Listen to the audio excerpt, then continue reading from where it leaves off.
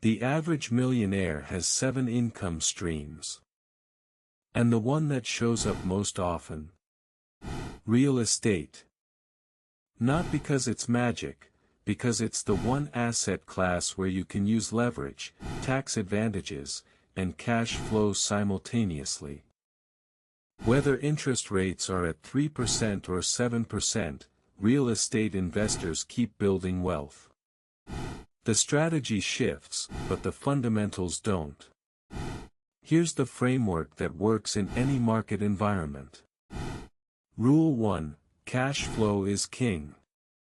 Never buy a property that doesn't cash flow from day one. Appreciation is a bonus, not a strategy. Run the numbers conservatively, assume 8% vacancy, 10% maintenance, and 10% property management even if you self-manage.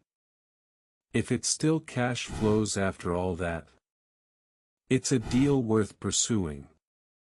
Rule 2: Location beats condition. You can fix a bad roof. You can't fix a bad neighborhood.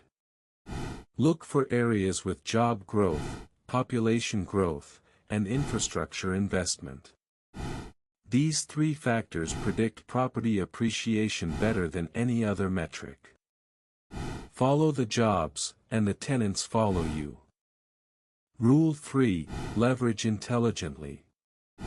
A 25% down payment on a $200,000 property means you control $200,000 of real estate with $50,000.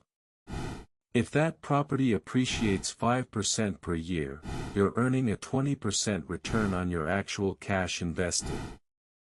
Add in cash flow, principal paydown, and tax benefits, and real estate becomes the highest returning asset class accessible to regular people. Your next step: analyze one property this week. Use the numbers I just gave you. Even if you don't buy, you'll build the muscle of evaluating deals. Subscribe for more real estate breakdowns. I'll see you in the next one.